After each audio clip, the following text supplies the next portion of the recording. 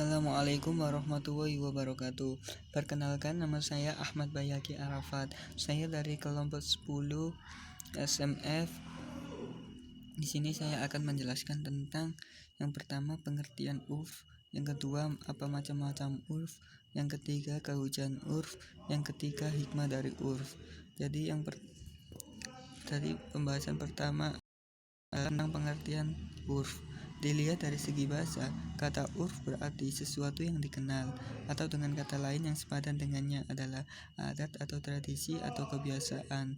Sedangkan menurut istilah atau sara adalah segala sesuatu yang sudah dikenal masyarakat dan telah dilakukan secara terus-menerus, baik berupa perkataan maupun perbuatan. Menurut ahli syara, urf bermakna adat atau antara urf dan adat itu tidak ada perbedaannya karena urf mengenai perbuatan manusia. Misalnya, jual beli yang dilakukan berdasarkan saling pengertian dengan tidak mengucapkan syihad atau akad. Dengan demikian, urf itu merupakan saling pengertian manusia dengan manusia terhadap tingkatan mereka yang berbeda tentang keumumannya dan kekhususannya.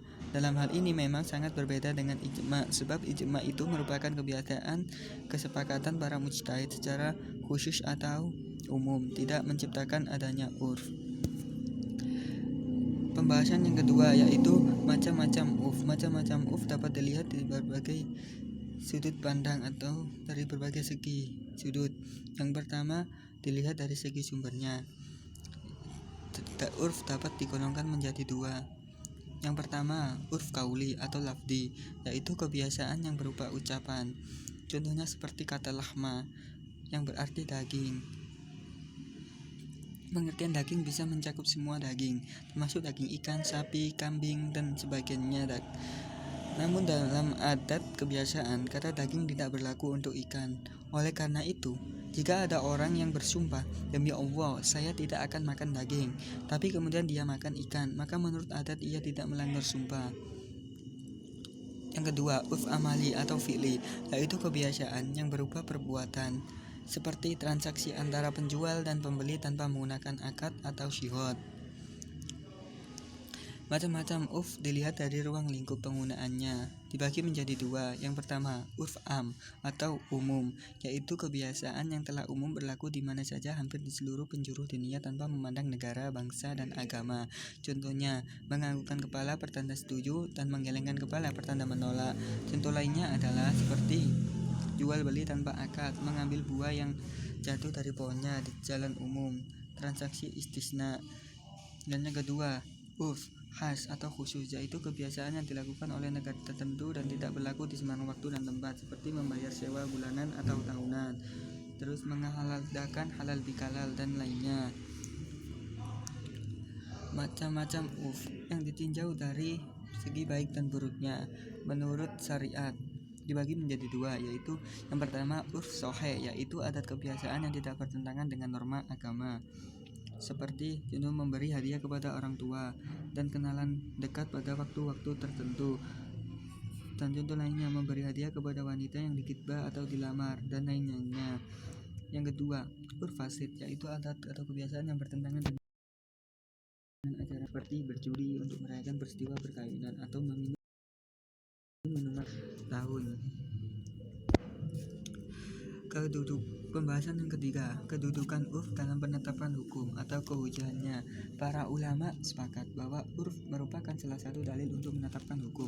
Mereka beralasan dengan firman Allah dalam surat Al-A'raf ayat 199 yang berbunyi khudil auf wa wa'mur bil urfi wa a'rid anil jahilina.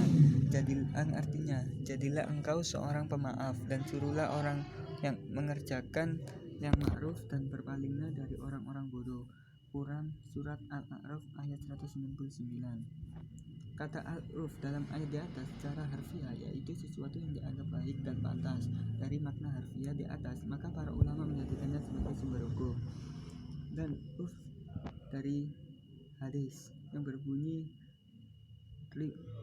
yang dari hadis riwayat Abu Dawud yang berbunyi ma ra'ahul muslimuna hasanun fahuwa indallahi hasanun wa ma ra'ahul muslimuna syai'an fahuwa indallahi syai'un, yang berbunyi artinya Apa yang dianggap baik oleh orang-orang Islam maka baik pula dalam pandangan Allah, dan apa yang dianggap buruk oleh orang-orang Islam maka buruk pula dari pandangan Allah.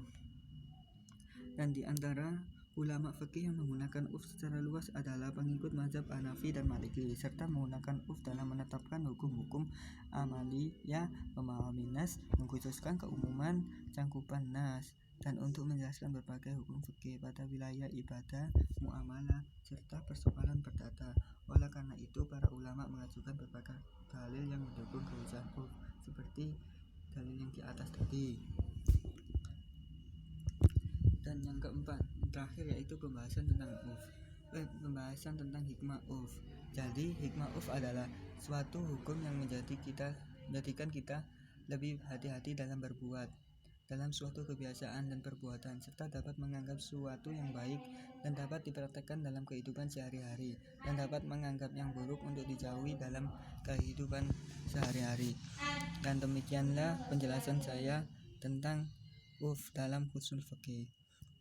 Saya paparkan kepada, dan demikianlah presentasi saya yang saya paparkan kepada para pendengar. Semoga dapat bermanfaat ilmunya bagi kita semua dan dapat menjadikan kita jauh lebih baik dari hari sekarang. Waalaikumsalam warahmatullahi wabarakatuh.